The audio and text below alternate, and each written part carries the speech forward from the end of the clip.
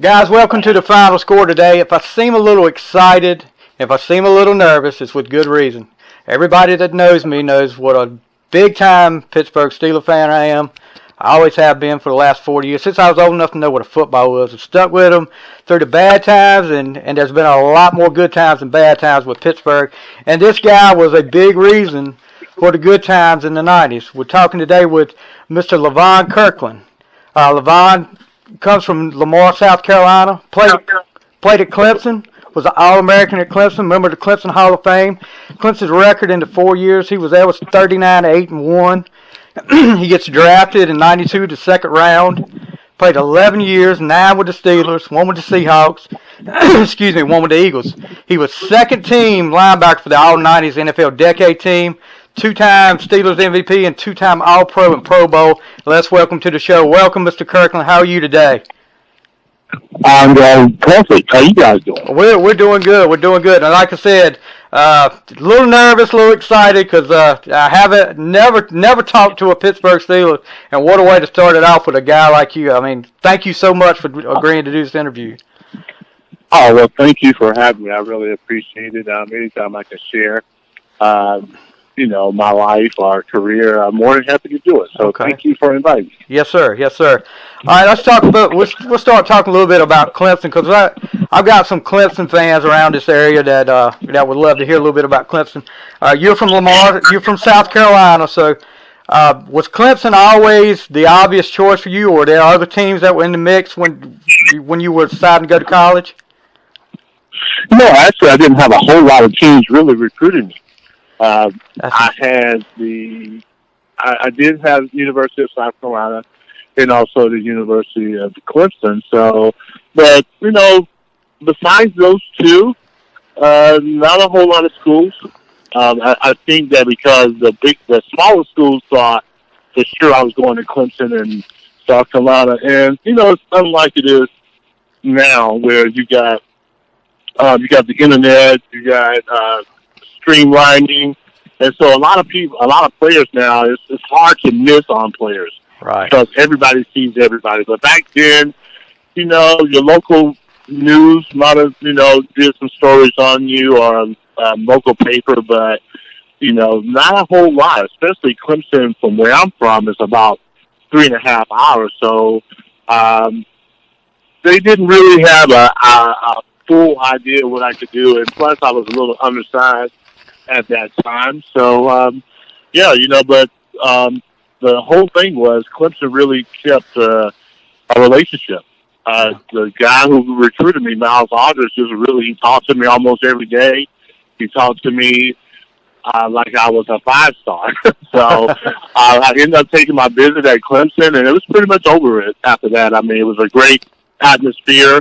I felt like that was a culture that I could thrive in, and it worked out for me. It really did. Yeah, it definitely did that. I can't believe there was only 2 big teams. There's a lot of schools should be kicking themselves for not recruiting you any more than they did. That's crazy. But like you said, it's a different culture now. You played for Danny Ford your first 2 years, and then Ken Hatfield the last 2. What was the big difference in playing for Danny Ford and Ken Hatfield?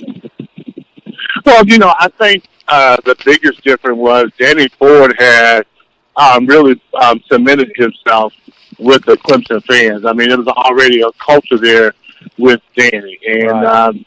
Danny had a way of doing things. Danny could relate to all players. And, I mean, he already had a reputation. He already won a national championship. So, his players really respected him. And I can see why. He was a heck of a guy. As far as Ken Hatfield is concerned, I thought Ken was a really good man. I really did. I thought he came into a situation that was tough. Replacing a legend that Danny Ford was. That was a tough deal, and I think it took some adjustments. And we still were real successful with Ken. I mean, we actually won the ACC championship with him, but Danny was such a big part of that culture that it was a little tough for Ken, I think, to really submit his system into it. Everybody was so used to Danny Ford that it was just it was pretty tough, and I felt kind of bad for him in a lot of ways. But we were pretty successful either way. I like both guys, and I like both guys. I thought they were both good. But Danny had really, he became a legend there, and it was just going to be really tough to replace him. Oh yeah, anytime you replace a legend, that's kind of hard. It's kind of like your other coach, Bill Cowher, stepping in for Chuck Noll. That was a tough situation, but he made the best of it. That was a tough situation, I would imagine, but I think he just kind of embraced it. I think he came in there, he did it his way, and I think he was refreshing, to be honest with you. He was a guy who was a young coach, and he could relate to the players pretty well. He played in the NFL himself. So it was cool, and especially for me, I was a part of his first class. Yep. And to have a coach that was still, excited about the game, be the first one to high-five you or hug you, that was pretty cool. And see, that's what I've always said. There was two coaches I wish I could have played for. And I mean, I played football in high school, but I had no, if you see me, I had no dreams of playing at the next level. I was just doing it because I loved football. But Bill Cowher was one of them I would love to play for, because he just looked like that was one of the guys that you would just go do anything you had to win a game for. Yeah, I thought Bill was a great motivator. I thought Bill had the pulse of the team. And, we started off, they didn't know how good we were going to be. I mean, we came that first year. We had a lot of success that first year. I didn't play as much. I played a lot more. I played special teams. And then we just kept building and finally got to that Super Bowl. And, we played well enough. But should have won, I think. Yeah. But turnovers are killers, man. Yeah. You can't turn the ball over when you're playing against really good teams. You just can't do it. So, I thought Bill was awesome. I really did. What if you have one game that really stood out with you that you played at Clemson? What's the one game that you could go back and say, you played so well and you had so much fun, you wish you could play it again? I'm going to tell you, most people would think that it was a Gator Bowl because I ended up winning the MVP. We had a really good game against Major Harris at the time, who was West Virginia runner-up for the Heisman Trophy. So most people remember me from that game. But I'm going to take the game that was probably one of the best games I ever played. We played against North Carolina that same year, and I had interception. I had 2 sacks. Just really played an outstanding game. So that game was the game that I really cherished. I could never find it. I tried to find it again, but I could never find that game to watch. But it was a game that I just felt totally confident in what I did. I believed in what I saw, and it was an amazing game. Right. Well, okay, let's talk about the draft. The draft's coming up. All right. Mm-hmm. I'm not saying you're. I don't know if you were a Steeler fan before that. Where did you want to end up? Where, if you had your choice, where would you have ended up? Honestly, I ended up exactly where I wanted to end up. I mean, where I actually ended up being, and that's with the Pittsburgh Steelers. And I can tell you a few reasons why.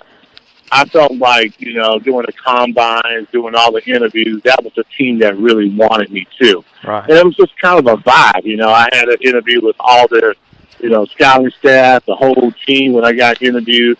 That was a team that really, I know they really deep down wanted me. And when I had an interview one-on-one with Coach Cowher, I wanted to play for Coach Cowher. And it was kind of funny. It was kind of funny because I was a Dallas Cowboy fan when I was a kid. But I'm going to tell you what happened. He basically suggested to me that, he didn't know that if they were going to give me in the first round, but in the second round, it was a strong possibility. And that kind of stuck in my head. And I remember the draft. I was at my sister's house, and they didn't draft me in the first. So when the second round came, I felt like I definitely belonged in the second round. I wasn't so sure about the first round, but the second round, I really felt like I was going to go the second round. And when Pittsburgh came up, when it was announced it was their time to pick, I went into the bathroom, man, and I basically looked at the mirror and said, they're going to pick me. They're going to pick me. They're going to pick me. I did it 3 times. I went to the kitchen table, sat by the phone. That's how confident I was.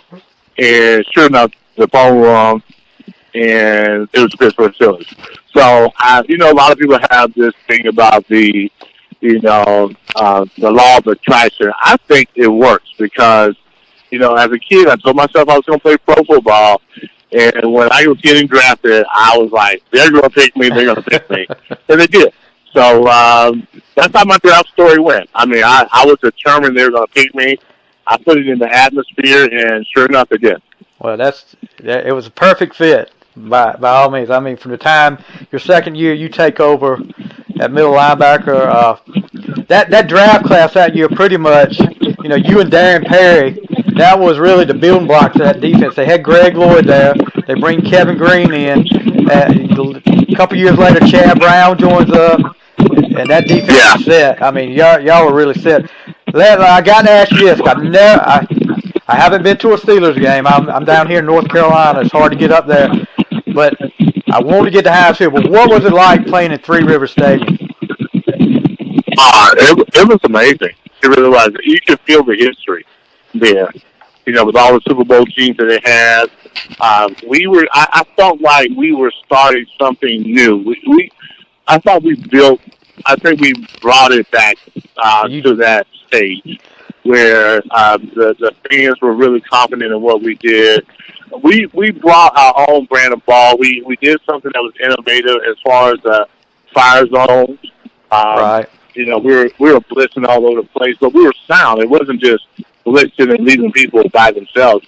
We were doing it with a zone concept, which was not brand new, but I think we had the personnel to really make it work to its fullest. And Don Capers, Bill Cowher, especially Coach LeBeau, really has, they had us coming from everywhere. We fit so well together. And probably the one person you forget to mention in that draft class we had is Joe Steve. And it was Joe Steve, myself, and Darren Perry. Yeah. We pretty much solidified the middle. And, in most defenses, the middle is what counts. If you can be really solid in the middle, especially back in those days, you really had a chance to be successful. And that's what we were. And that was during that draft. And, we also picked up Leon Searcy, but the one thing that I thought the Steelers did very well, more so than anybody else did, was the first 3 picks were solid picks. Right. They were guys that end up being starters. And I'm talking about after my class, after Chad's class, and then after that class, the first 3 picks end up being starters. Yep.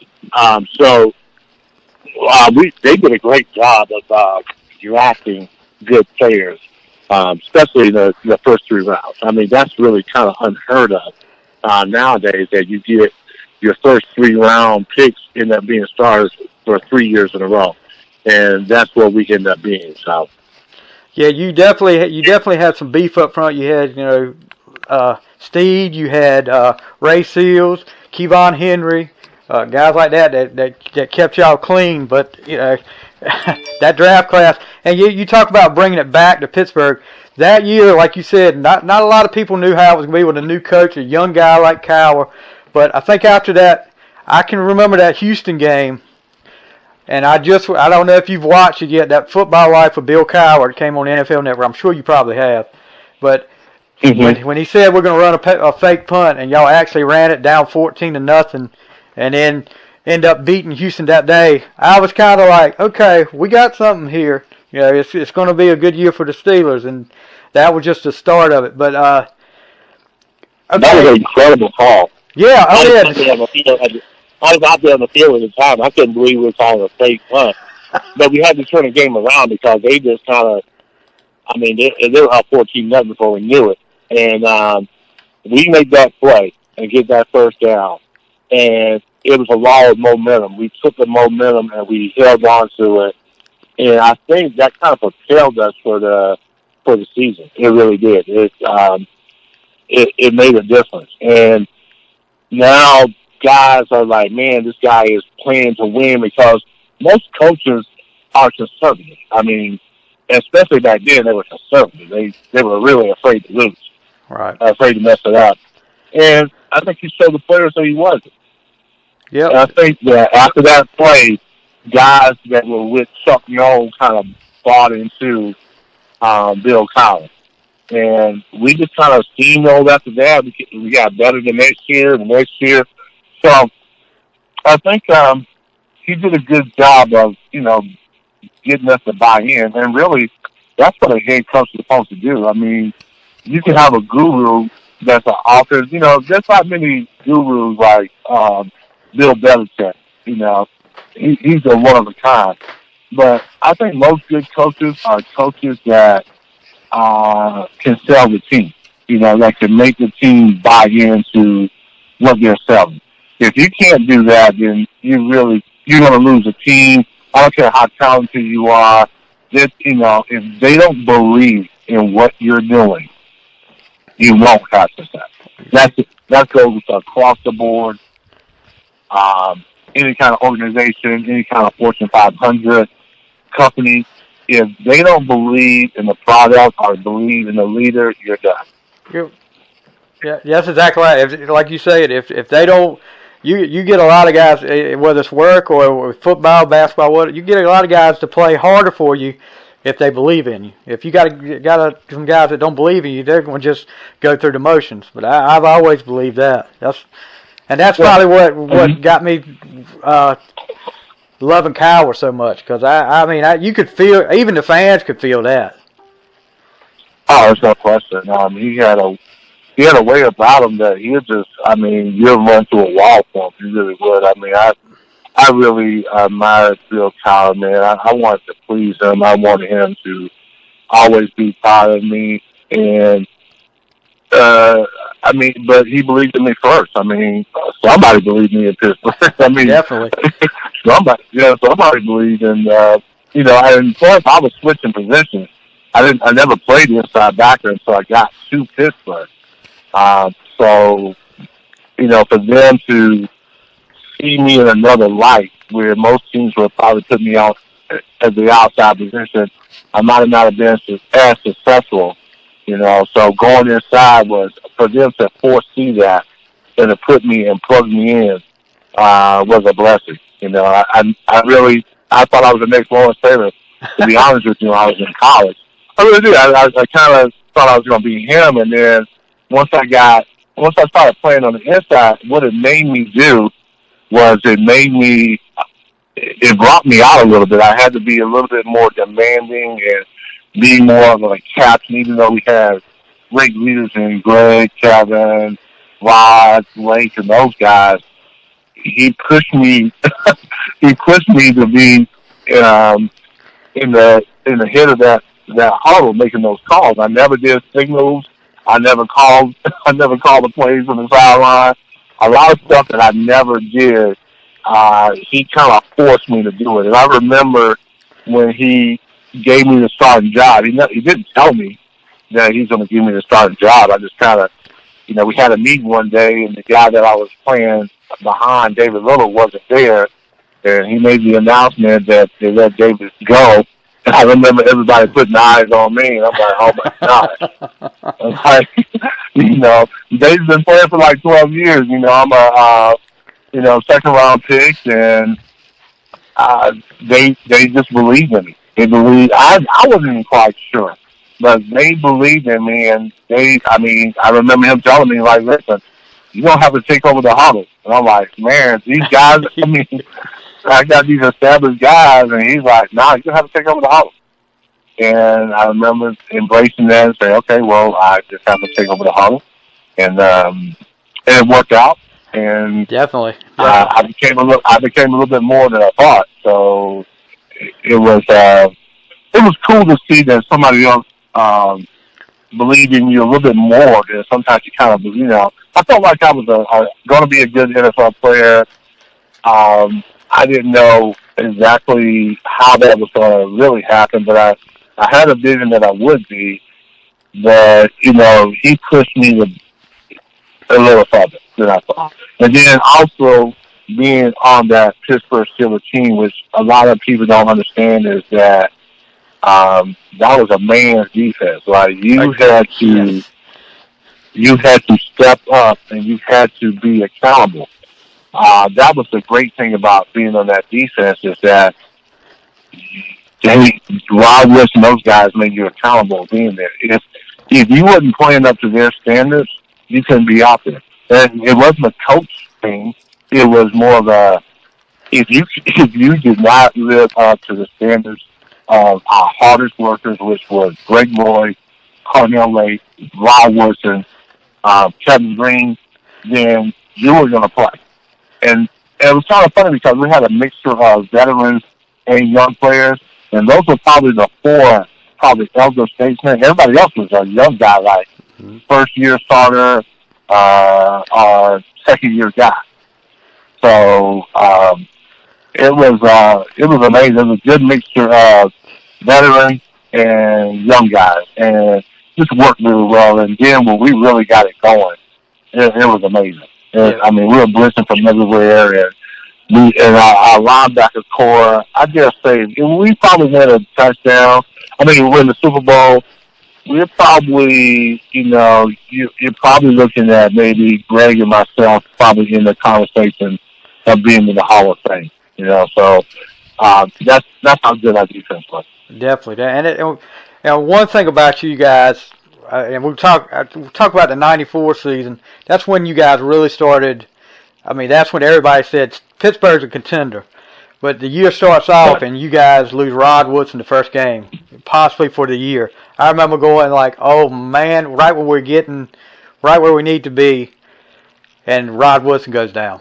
But then this is something about you, what you guys always did when there was an injury. Somebody else stepped up. I mean, like Cornell Lake goes from playing safety to playing cornerback, and then gets to the Pro Bowl as a cornerback. And y'all have y'all have finished 12-4 when a lot of people thought, well, Woodson's out. It's not going to be the best year. It probably won't be a 12-4 year, but you guys just made it work. Honestly, we started 3-4 that year. I think most of them. That was the year before. '94 was the year you went to the AFC Championship game, lost to the Chargers. Yeah, '94. I got my years mixed up. I got y'all were. Oh, okay. That's right. The Chargers, the '95 years when y'all lost Woodson. Yeah. We just. I think probably our best team. We weren't injured. I mean, we were. I'm telling you, we were. I think everybody on defense had a sack that year. Oh yeah. We were definitely incredible. And then the next year, Rod gets hurt. I think Neil O'Donnell was hurt. So we started off like 3-4. We started off like 3-4, and we lose. And the low point was we lost to Cincinnati. 27-9. And yeah, I remember. I think we had like some time off. Coach Kyle told us, like, hey, go take the weekend off. When we come back, let's get ready to work. And I remember we having a team meeting that day. And he basically said, okay, forget about the first 7 games we play. They don't exist. He said, we start right now. We're 0-0. This is our first game. And we played Jacksonville. Maybe Jacksonville. And we win that game. So he's basically saying we're 1-0. 1-0. Starting. And that's kind of how we did it. We kind of started that season like 1-0. The second half of the season, 1-0, 2-0, and I think we won like 8 straight games. It was an incredible run for us. We go to Chicago. We beat those guys. Chicago's pretty good at the time, and we just go on an incredible, incredible run. And for me personally, as a player, that's when I got that was a turning point for me too, because at that time I wasn't playing quite the way I wanted to, and the reason why was I was being a little selfish, and I wanted to be a great player, but it was like I was overthinking it. And I remember when we said, like, hey, we're going to be 0-1. And the problem was, the other three linebackers were I thought was getting a little bit more attention than I was. And I remember just telling myself, like, you know what? I don't care anymore. I'm just going to go out there and play to win. and that changed my career. Because I started playing better and better and better. And I don't know if you know Matt Millen, but Millen was, he won like 5 Super Bowls or whatever. But he was reporting at the time, and I remember having my first aha moment. And I was a pretty good player at the time, and I was playing really well in the stretch. Had an interception in the divisional game against Jim Kelly. Right. Was playing a whole lot better, but the guy that put me over the top was Matt Millen. This guy named Alboy Mays that was on our team that played in Redskins. So Alboy came to me before the game. I'll never forget. But I remember Matt Millen telling me, man, I think he's a dark horse. I think he's a dark horse on the team. I was like, oh, okay, thanks, I appreciate that. But he relayed a message from Matt Millen. And he told me right before the Super Bowl, he's like, man, Kirk, he said, Matt Millen says you're a superstar. But he's like, the only thing is you're not quite trusting what you're seeing. He said, Matt told me to tell you to trust your eyes. And for some reason, that clicked. I was like, yeah, okay. I'm going to start trusting exactly what I see. And in that game, although we lost that game, that propelled me because I had a really good game against Dallas. Yeah, you did. And I just started believing what I saw. And it worked. It really did. I think it was just having confidence in your ability. I think at the time I had the ability, I wasn't quite having confidence in the ability. And he just told me, man, trust your eyes. Trust what you see.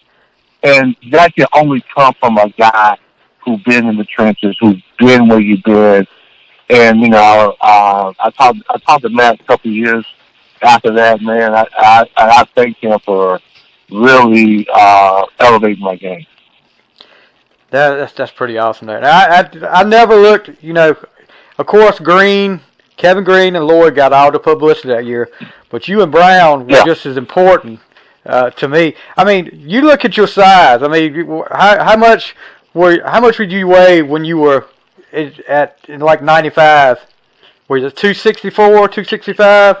About 265, and I was, I. And you were covering. You were one of the coverage linebackers.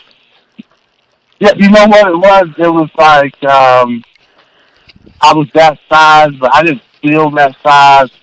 And people always made mention about my size, but I knew I could cover. I knew I could do it all. I thought I was, and I thought that, like, man, I started seeing myself as an important part of the team. I saw myself like, hey, you may not, and that's why I got to the point like, hey, man, we don't care about publicity. Because I knew exactly what I meant to the team. I knew that we can do things because I was in the middle. And I just started embracing it. I stopped caring about publicity and all that stuff, and I just started simply playing, and it was a good attitude. It was a good mindset for me to kind of change that mindset and say, okay, this is what I'm going to be.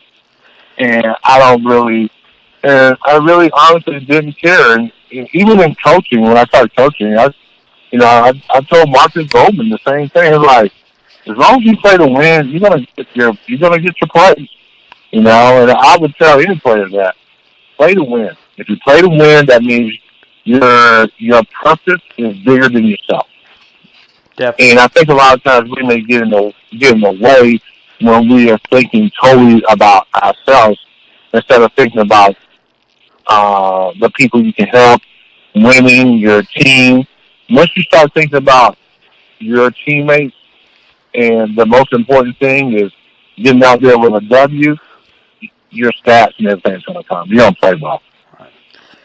Well, I think it was like a 90, maybe it was 97 season, and it was a home Sunday night home game against Baltimore, and I think y'all won, y'all shut them out.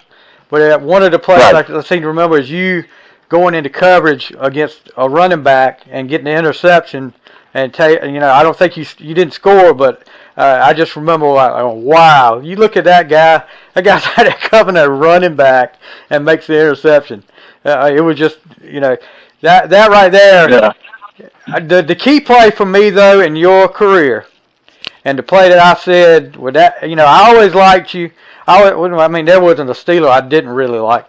But the Super Bowl, when we had all the momentum after that surprise onside, Dallas gets the ball back after we scored a touchdown. We've got momentum. And then you go over top, you jump over top of Emmitt Smith. You blitz, go over top of Emmitt Smith, and hit Troy Aikman and knock him back for a sack. That right there, I came off the couch on that one. That one was like the play I always remember about Levon Kirkland. Oh, well, thank you. I tell you what, man, I tell a lot of people, the funny part was there was two plays before that. And, I could have pushed a little bit. And I could have got that interception. He threw to Williams. He got some yardage. So I was like, okay, that's okay. We're going to make a big play. I just told myself, you'll make a big play. Don't worry. And they called cold zebra zone wide, which meant the strong side was going to blitz. We're going to overload one side. And that play, it was right there. Emmitt saw it at the last second, and he kind of dove at my leg. And I saw him dive, and I'm like, okay, let me go over the top. And I went over the top, and I just kind of brushed Troy. But I was like, boy, if Emmitt doesn't get me a little bit, I absolutely just tore Aikman.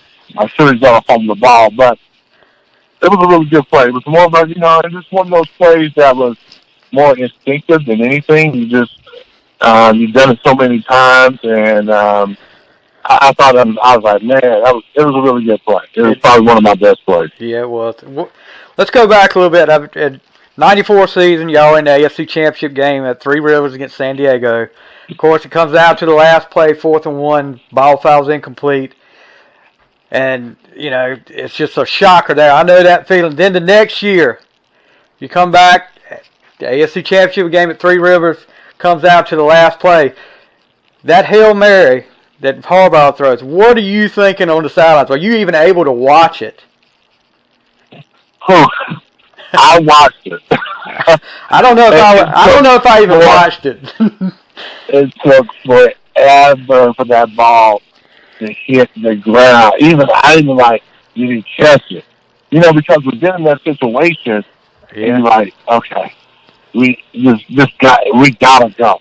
There's no way. But when he throws it, you have a little doubt, and then how it went, and I'm telling you, man, Randy Fuller makes a hell of a play. Yes, he does. He doesn't make that play, then we may lose that game. And it's like, when the referee, the guys on our team were doing that, but the referee thought he was in great position to see it. And thank God he was right there. He kind of flipped his body a little bit. He got right in position when he could see it. He saw it. We were like, oh, wow. We finally did it after, I remember going to Kansas City. We losing that game. I remember losing to San Diego. I remember everything just kind of came together. We finally did it. And, I really thought that we were going to win the Super Bowl. I really thought that we were a team of destiny, from starting off 3-4 to battling ourselves back to that AFC Championship game. That game was a thriller. It really was. It was. To win it in the fashion we won, man, it was tremendous.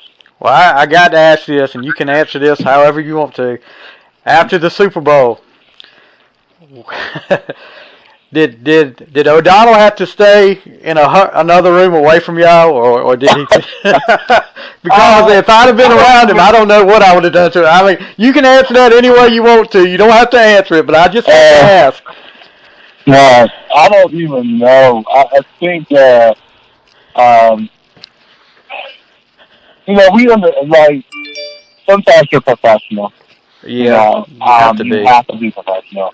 You can't be, you can't be a fan at that time. And even though I'm upset, I mean, there's some things that we could have done better that probably we should have won the game. I mean, those two turnovers probably did decide the game, to be honest with you, because that's 14 points for them. That's Yeah, that's the difference in the game because there. because how we, because we started off sluggish, we were inexperienced, probably a little nervous at the time, and they went up almost 10-0, but we settled down, and they couldn't really do anything. They really couldn't. I mean, we got to a point where we shut Emmitt Smith down. Exactly. They couldn't do anything on offense, and you take away those two turnovers, we win that game. We won that game. Yeah, and I mean, I could handle it. I could handle it if it was somewhere, somebody close by, but it just looked like there was no Pittsburgh Steeler around when he threw it, especially the first one. I think he lost it one time. I think he just slipped. That last one though, I don't know if you remember a guy named Corey Holiday. I do. Can't play to Carolina. And Corey was like, man, I was wide open, man. He was like, Neil just kind of, like, just sometimes when you, like, I love Neil, and Neil got us there. Yeah, but, definitely. In a lot of ways, Neil was just kind of Neil was, I'm a speed my progression, I'm going to throw it where he's supposed to be. But sometimes it's so important. And I think Bill realized that you just couldn't win on tough defense, run the ball. You needed a trigger guy. And I mean, you need a trigger guy who can make a difference. And that's one of the most important things in quarterback is, as you got to have a quarterback who can go beyond a play. Right. You know what I'm saying? The play that's called. A quarterback that can say, I'm trusting myself. That's not happening. Let me throw it somewhere else. And sometimes you get guys who are progression guys, who are going to do what they're told to do. And then you'll get some guys who are like, hey, man, I see this, and I'm going to throw it here. And, I think if Neil was that guy, he might have would have made an adjustment on it, But, I think that's when Bill, I think he realized that you need a great quarterback. And if you're going to go to the ultimate game, you need a great quarterback. And you can see it in college right now. You can see the evolution of college where I just don't think these, I'm not saying a running quarterback can't get you there, but against a very good team, you need a quarterback who can throw the ball down the field. And you're seeing the evolution of college football where it's just not the guy who can just run. You need this guy who can throw. Because you can always stack the box against the run game. Well, that's what they did to Cordell. I mean, Cordell could throw the ball, but it just seemed like at times he didn't have a whole lot of confidence with it. But, he could throw the ball, but Cordell was running the ball so much. That's what, until when we got better from there, it was a little bit better, but, that's what they tried to do to Cordell. But you know what Cordell does? Cordell was, I think, one of the best athletes I ever saw. No doubt. I think, honestly, if he chose him to, he could have been a Hall of Fame wide receiver. And that is absolutely no joke because we used to play against him in practice, and we had a really good defense, and we could not stop that kid. We could not stop him. He would dominate us. I mean, he really would. I think in quarterback, though, if James Daly would have stayed with Cordell, if he would have stayed, Cordell would have been a really good quarterback. But when you try, and we did things that catered to what Cordell could do. I think back in the old days, those offensive coordinators are, some of them are stuck in their little systems. Right. And they're like, well, we want you to do this, instead of saying, like, hey, what can this kid do? And what can we do to help them out? At the time, Cordell wasn't I'm going to drop back and throw to the right receiver. He just wasn't that guy. He could zip it now. He had the arm strength. He could throw it, but you needed to develop him a little bit more. And I thought that he got shortchanged.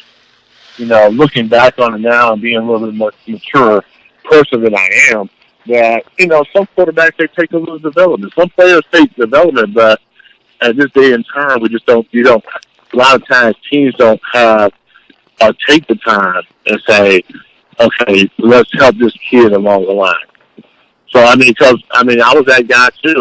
Where, you know, I didn't know the instincts of an inside backer. Right. But the Steelers were confident enough to say, like, hey, we can let him, you know, he can sit and play special teams for a year, get accustomed to playing the position, and, you know, the next year he'll be serviceable, he'll get better as it goes. And that's really what happened to me. And that's because the Steelers took time enough to develop players. And I think a lot of times that's what's missing. Guys to be good, but they go to teams that you know, want things to happen right now, and they don't take time to develop guys. And that's what happened to Cordell, I thought. Yeah. I think Cordell, first of all, I think Cordell was, that guy he was athlete before athletes. That dude, he was Michael Vick before Michael Vick. Yep.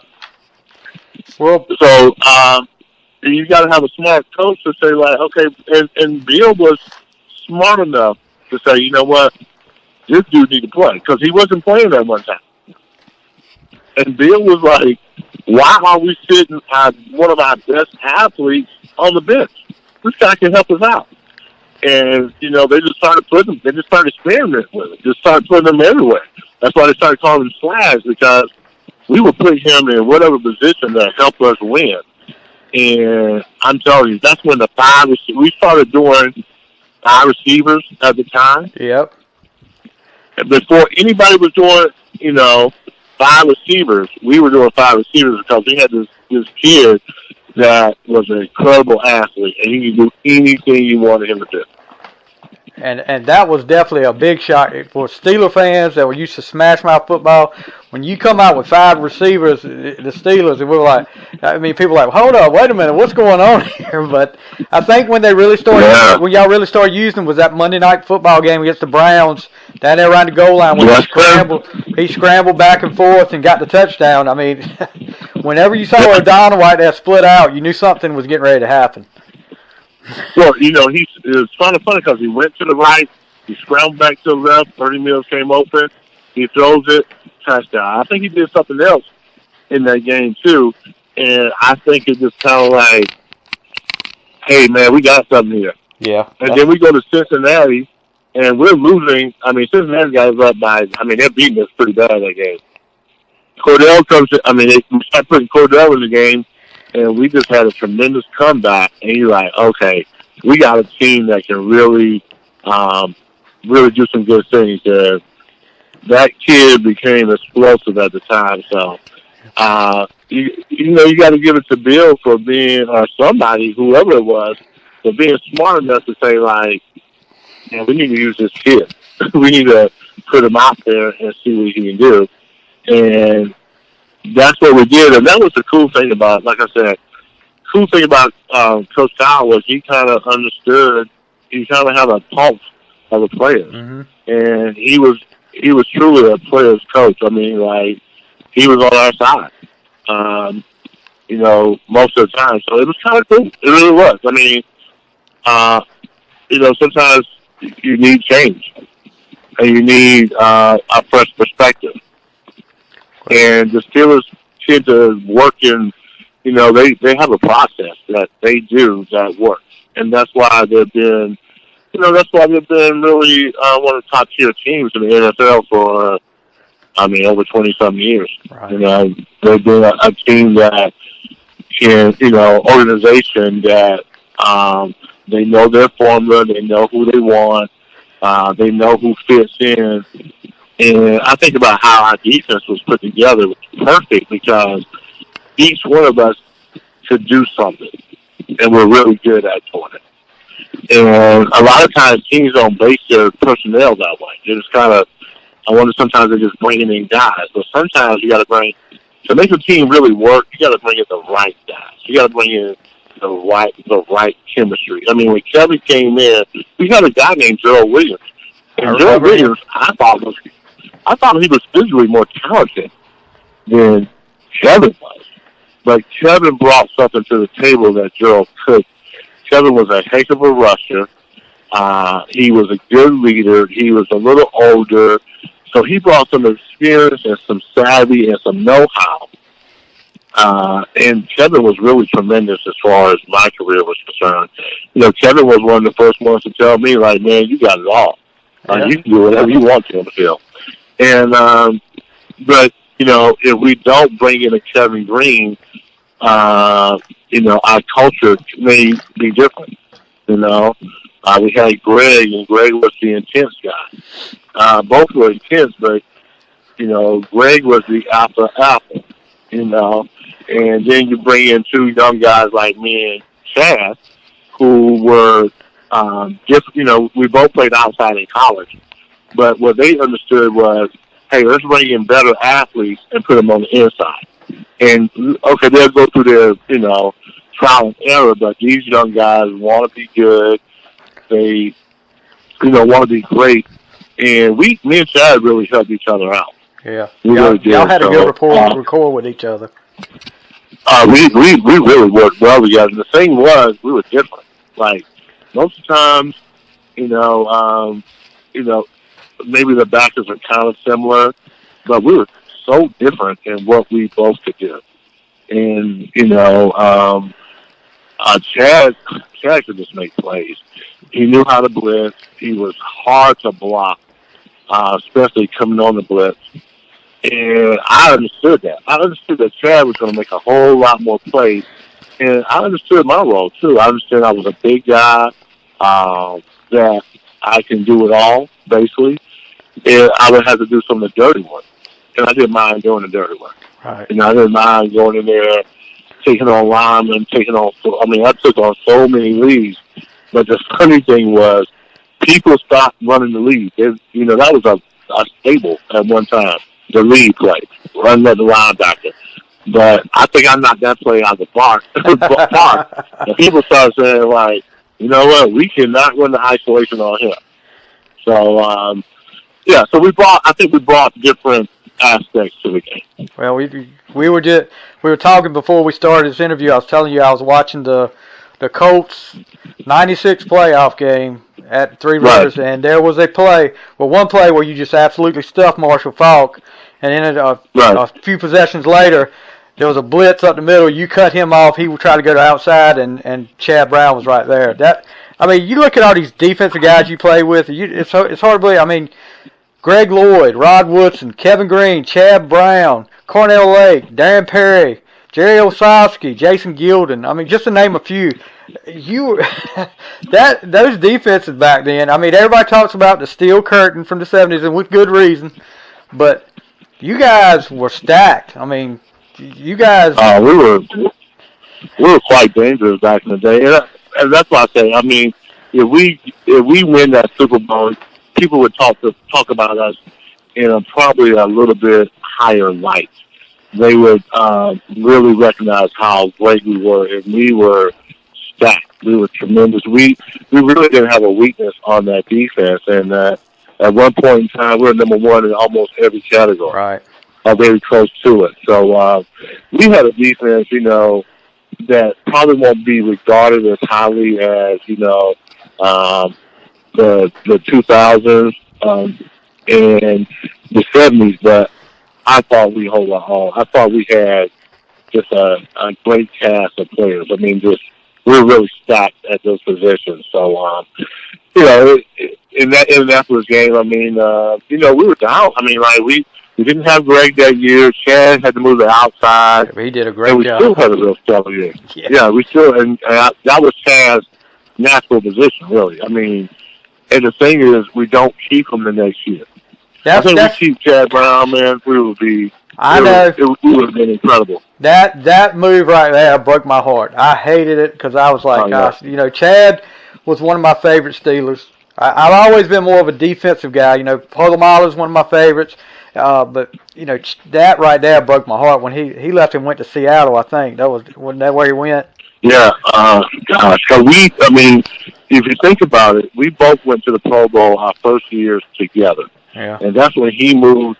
And you think about it, we had Jason Gilden on the other side. Yeah. So can you imagine Jason Gilden and Chad Brown?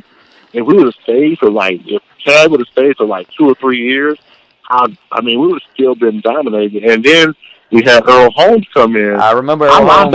Our linebacker core is, just as good. Because Jason Gilden is probably the most underrated linebacker in Steelers history. Jason Gilden made a lot of people don't realize, I've watched a lot of Steelers games, but Jason Gilden has made a lot of big plays for the Steelers over the years. Oh, no question. Jason Gilden, I dare say, was more versatile than Kevin Green and Greg Lewis. He was a combination of those two. Well, Greg and he was. Go ahead. Now, Greg was that intense guy, like you said earlier, and he could bull rush. But like you said, Gilden could do a little bit of both. He could speed rush you. He could bull rush you. Oh, he could speed rush you. He could bull rush you. He had a nice little rip outside, and he knew how to get to the quarterback. And he was really good against the run and against tight ends. Yeah. And a lot of times he would be over the tight end. Jason Gilden was a jacked up dude. Jason could play, man. That guy could really play. And imagine we would have Chad Brown outside. Chad Brown was hard to block. Like I tell people, Chad Brown was difficult to block. Yeah, he was difficult to block. That Colts playoff game, he's already got the Harbaugh in the first half 3 times. So. Yeah, man. Yeah, I mean, he had I think Chad Brown had 5 sacks in one game. Yeah. 5. So, I mean, it was like, this dude is talented, and, we had to use him. He was a great inside backer. And he moved him outside, and he just, once he understood what to do, man, you could not stop him coming off that edge. So, we let him go a little, I was a little pissed on that one. I bet you were. I knew with Chad, I knew that we could be so good with Chad. And we had Jason on the outside. So our defense was going to be just as good. It was going to be just as good. I mean, we would have had to groom Earl a little bit more.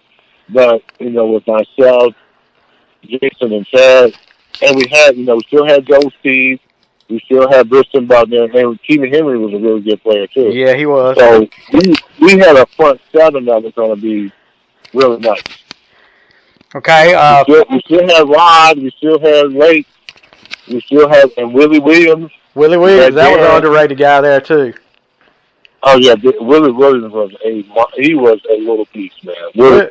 He was a tough guy for real. Willie Williams saved that AFC Championship game in '95 against Colts with that play coming off the edge to stop. I think it was Warren. Stop Warren on that third down play. We were sealed too, and I was like, "Oh no!" It was a blitz on that side, and I don't know why. I don't know where Willie came from. He just kind of blitzed. He did. And I was like, "Thank God," because they had the seal. I was like, "Oh no!" And I saw Willie. I'm like, "Thank you, Willie Williams." He saved us because that guy was gone out the gate because I was sealed. The end was sealed. We were all sealed. I was like, "Oh no!" And Willie came, I'm like, thank you. Yeah, that saved that game right there. That's one of the plays I remember from that game. But move on a little bit. I got a few more questions. I'll let you go. I appreciate you taking all this time. You lose Bam Morris after the Super Bowl, but then during the draft, and you talk about how Pittsburgh knew the right players for their system. During the draft, you trade a draft pick to the Rams and get Jerome Bettis. What kind of teammate was best? What was it? What did y'all think when y'all heard Jerome Bettis had come to Pittsburgh? I'm gonna be honest with you. I couldn't believe it. I was like, "We got Jerome Bettis for a 4th-round pick." Yeah. I'm like, "Oh my God!" I'm like, I could not believe we got Jerome Bettis. Because we played against Jerome when he was with the Rams. He ran all over you that year too. He ran all over us that day, and it was like it was a awakening because honestly, you don't think he's that quick, but he's so quick and elusive, and you're like, gee whiz, I hate to play against this guy. And we also got the fullback, Tim Lester. Yep. The bus driver. And Tim Lester was a load. I mean, Tim Lester was a straight-up G. And what I mean, he was hard-nosed. He wasn't backing down from nobody. And we got Jerome Bettis.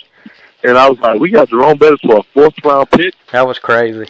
It was unbelievable. I couldn't believe. Like, sometimes people in the front office don't always know what they're doing. Definitely. That Rams front office definitely didn't know what they were doing on that one. I was like, and he did us so well. We were a running team. Yep. We were a physical downhill team.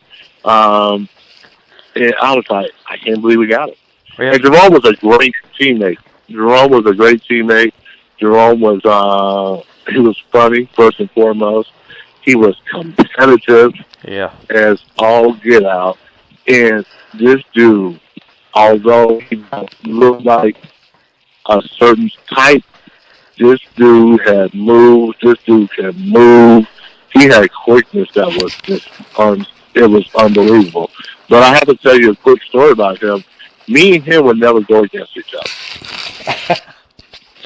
We would never go against, like, if it was one-on-ones or anything like that, we would never go against each other. Why in the world would you? Because we kind of knew how good both of us was, and we basically, and I'm telling you, we agreed. We basically got together like, man, there's no reason for us to go against each other. And he was like, you're right, we're not. So anytime, we would never go against each other. Wow. We would never, because I think we just kind of knew that, man, he's, like you meet that guy, you're like, man, he's good. Man, he's good. I mean, like, in practice, why would you go through that? Yeah, that's true. Why would you, like, why am I going against Jerome Bettis? We never went against each other. I can just remember that feeling when they announced it on ESPN, because my brother was a big Notre Dame fan then.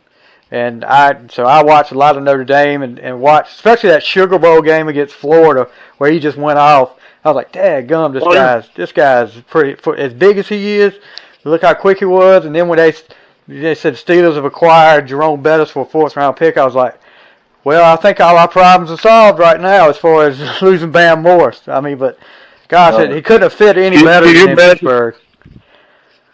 If I was like, man, if we would have had Jerome Bettis in the Super Bowl, we'd have won it. Oh yeah, definitely. We would have won it hands down. We would probably have ran the ball more.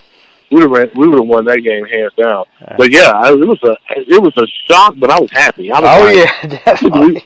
I was like, I can't believe we got Jerome Bettis. I just really could not, like, because I played against the guy a few years ago, and I just like, I can't believe we got this guy. Okay. So it was amazing. Yeah. One of the things you remember about Bettis, but I want to get, this is kind of a thing like Neil O'Donnell after the Super Bowl. But I want to hear your thoughts.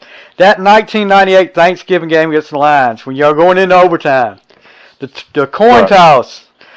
After that referee totally botched the coin toss, what was the feeling on the sideline? Like, were y'all ready to go after that referee?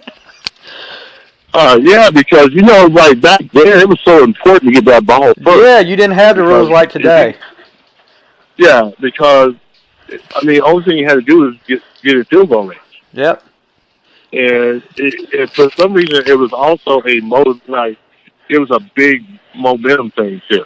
It definitely was. It really was. It's like, so, like, whoever got the ball first, basically, I would dare go back and look at it, and I almost guarantee whoever got the ball first probably won most of those overtime games because it was such a big deal to get the ball. So I'm thinking, like, probably if I look back on it, probably teams who got the ball first won those overtime games. Most of the time that was the case. I'd have to look back at the stats. I don't know for sure.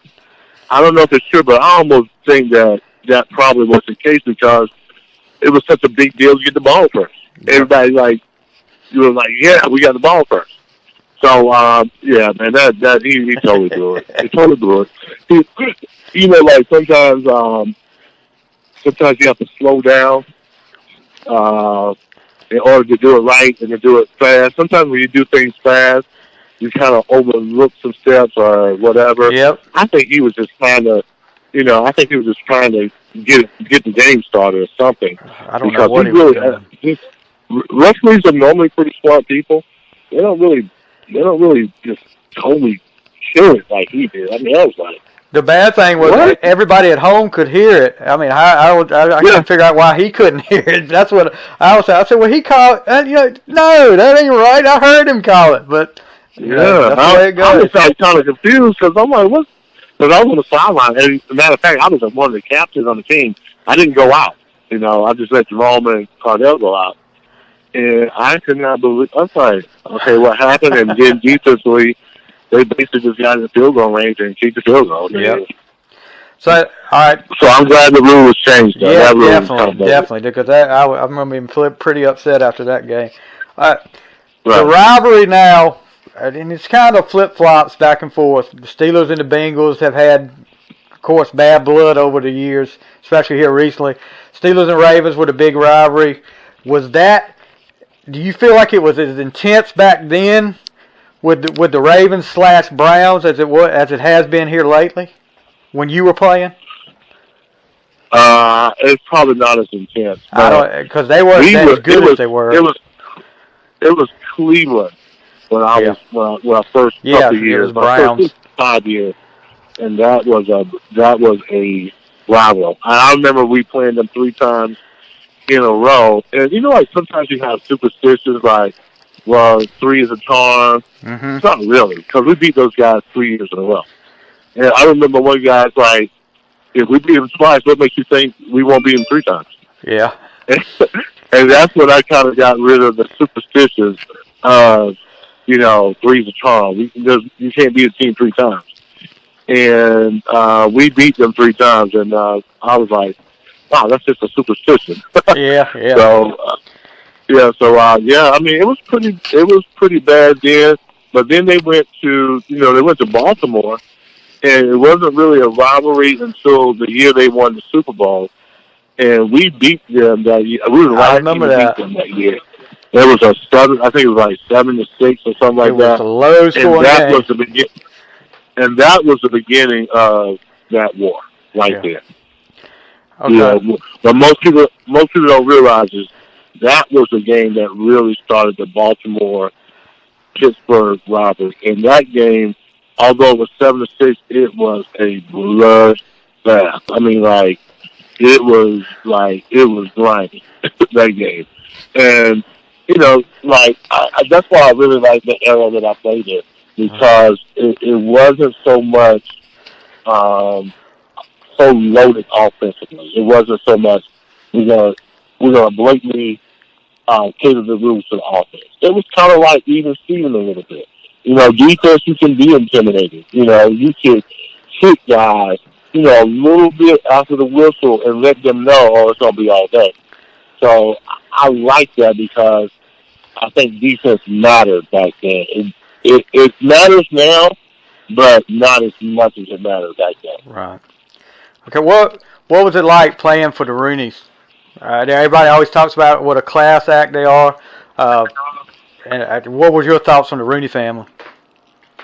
Just what you said. I mean, it was just a class act. That was a team that just, Mr. Rooney just kind of walked with a quiet confidence. Right. And that says a lot about a man when he can, he doesn't have to be flashy, which I have no problems with that. But Mr. Rooney, to me, just had a quiet confidence about himself. He walked around the locker room. He knew the players. He was around, but he wasn't over the top, which I think, if you're the owner of the team, you can do whatever. But I thought that he kind of, the coach's coach. And if you look at the history of the Pittsburgh Steelers, and they've only really had 3 significant coaches. Yeah, that's true. And that's a testimony that they have a process and they're gonna work that process. Whoever the coach is, they totally believe in it, and it's not a knee jerk reaction to it. And they want you. I mean, you want to play for that team. It's a good atmosphere. I think sometimes having a great atmosphere is very important. Having a great culture on a football program, whether you talk about college or you talk about the NFL, is super important. Being able to go to your workplace and feel comfortable and feel wanted and feel like you're part of a successful organization. No doubt. And he exuded that. He exuded that confidence, and I think that confidence trickled down to the coaching staff, and it also trickled down to the players. And there's so many championships around me. They're so well respected that you want to play for them. People want to play for it or work for success. They do. I mean, say what you want to. You want to play for a winner. No doubt. And that's what they are. I mean, it's just they're winners. I mean, Pittsburgh's always in the hunt. You know, I mean, not winning every year, but we're one of the teams that most people are concerned about. So I think it goes a lot to the Rooneys of how they run their organization. They are very classy people. You know, you would never know how much their work if you're just around them talking to them. You wouldn't know that these people are, you know, builders of a dynasty, and not a dynasty that's just like a few years here and there, but a dynasty that kind of really goes across generations. I mean, the Steelers have been good for some time, and I bet you a lot of teams, a lot of cities wish they had the success that sometimes the Steelers fans we complain about. You know, at one point everybody wanted Tomlin to be fired, but I mean, look at him now. Defense wasn't any good, but they're playing solid now. And I think sometimes we don't really understand that. Sometimes during the season, it's ebb and flow. You have to kind of adjust, and the Steelers have done a good job of adjusting. And I mean, we probably would have won a lot more, went to a lot more Super Bowls, but you know, there's Tom Brady over there too. So yeah, definitely. I mean, as much as I dislike that guy, he's a great quarterback, and he's been a thorn in our side for a long time. They got a mindset, and you know, not that the Steelers don't, but in anything, man, you got to win. You know, and you know, they've been winning pretty good, but the Steelers have too. You know, relatively speaking, they've done a good job too. So, yeah, it was amazing playing for them, and the Rooneys were outstanding owners, and I feel like I was privileged to be around them. All right. 2 more questions, I'll let you go. Toughest guy you ever went against? I'll have to say Barry Sanders. Oh, God. Yeah. And we didn't play him that much at all, but he was the kind of guy that you watch a film and you're just like, ooh, I don't want to be a part of his highlight tape. So Barry Sanders, because he was, first of all, he was short, but he was a big dude. I mean, he had big thighs. He had great gravity, great balance, good vision, and he can make a broken play into a heckler play. And a lot of guys are not like that. So it would have to be Barry Sanders. Okay. The best memory you had as a Steeler? Probably that year we went to the Super Bowl, man. That was an incredible ride. I mean, we went through the ups and downs. I mean, that 3-4 season, that 3-4 start was not pretty, and then being able to have the fortitude to say, like, okay, we're going to change our mindset, and it worked. I mean, I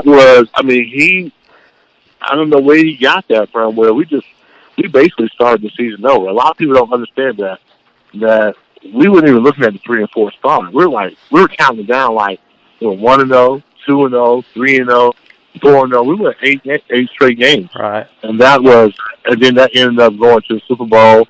And individually as a player, I had probably my breakout game that game. And it was tremendous. And you know what's so funny? Like I told you before, I had a breakout game because I just got to the point where I'm just like team first. Right. And a lot of people don't see it that way. That's a life lesson. yeah, that's a life lesson. I mean, that's a life lesson about maybe being able to grow and have a growth mindset and changing your mind and, let me put others first. Yep. And once I started doing that, I mean, it just started working out for me. Well, what are you doing now? I mean, what are you up to now as far as what's going on in Levon Kirkland's life? Uh, well, I'm a sales consultant now, and Okay. at a car dealership, but I'll probably be what I'll probably be doing is at some point in time, maybe 2 or 3 years uh, from now, so I'd probably end up having my own kind of more of my own mentorship program with trying to help athletes, not just football players, Right. really navigate their whole life and be there. Kind of like an NFL PA, but we're going Okay. to do it at a younger age. We're going to try to support student athletes from the beginning, not wait until later on, but try to get that vital information to them too. And we look at that. We call it formula. It's an E3. We call it E3, and Okay. that means encouragement, empowering, and education. Okay. And so That's we pretty probably awesome. started, so we probably started in our, my where I'm from first. That's where we would probably implement that first program. And we're basically just trying to connect successful people that we had coming from our hometown with the current generation now. And what we're trying to build is a lifelong support system. So, they can have somebody support them during high school, during college, throughout their whole life. Right. So that's the network we're trying to build up. Well, that's pretty awesome. There, you always, like you said, you're looking out for somebody else, trying to look out for others. But that's Yeah. pretty awesome. There, you keep us posted on that. And like I said, that's going to do it for today. We've talked for a long time. I could probably talk to you all night if if you let me about Pittsburgh Steelers stuff. But Mr. Kirkland, I can't thank you enough for doing this. Like I said before, it's been a great honor. You just don't know. If you look in this office right now, there's Steelers stuff everywhere. But yeah, Also, I appreciate you doing this. And like I said, it's been a great time. An hour has went by really quick. Hour and 15 minutes has went by really quick. I hope I hadn't took too much of your time, but I've really enjoyed this. And like I said, I could talk all night to you, but I know you got a lot to do. well, thank you. I really appreciate it myself. I mean, anytime you ever need me, you want me to talk to you on the radio, I'll be more than happy to do it. So thank you. Very humbled by it. All right, thank you again. And guys, that's Levon Kirkland, class act. I can't say enough about him. And we'll have this up on the Final Score website. Everybody can listen to it.